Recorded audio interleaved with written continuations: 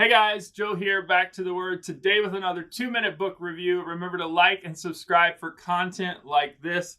Today's book I wanted to share with you is The Reformed Pastor by Richard Baxter. This is the abridgment by Crossway and Tim Cooper that just released recently, and I wanted to share it with all of you. So first up, who is this for? This is one of those works that every pastor needs to read at some point during their ministry and lifetime. It's now going to be in my rotation of a book that I come back to every few years as a reminder. This is a treasure. You need it in your library if you're a pastor. Second, who wrote it? This was written by Richard Baxter, who was an English pastor. The original work was, I have it right here. You can get the whole thing in Puritan paperback with an introduction by J.I. Packer. But this one's about 160,000 words. It's got a lot of Old English, some illustrations, and some rabbit trails where Richard Baxter says the same things in multiple places.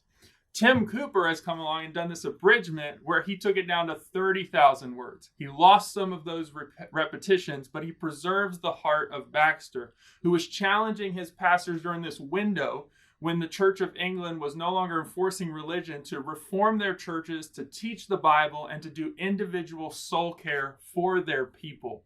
And so I want to challenge you to pick it up. This has less to do with about being reformed or Reformation theology and more about individual soul care for the people who are in your church and ministry. This is a treasure. You need to pick it up.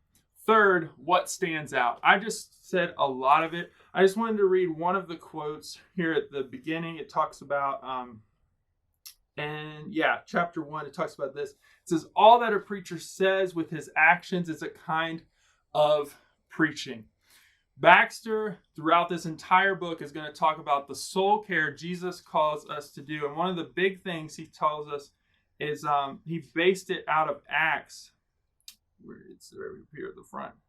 Acts 20:28 is the key verse for it. It says, take heed unto yourselves and all the flock over which the Holy Spirit has made you overseers, to feed the church of God, which he has purchased with his own blood. The big point about Baxter, he's going to say again and again and again, and why you need to get this book is, take heed unto yourselves and the flock. People are paying attention to the way you pastor and lead, and they need to see who Jesus is and what Jesus wants for his church. So I pray that you would pick this up and read it as a pastor. If you're not a pastor, it's also a great work for those who lead and serve the church. Pick it up, read it today.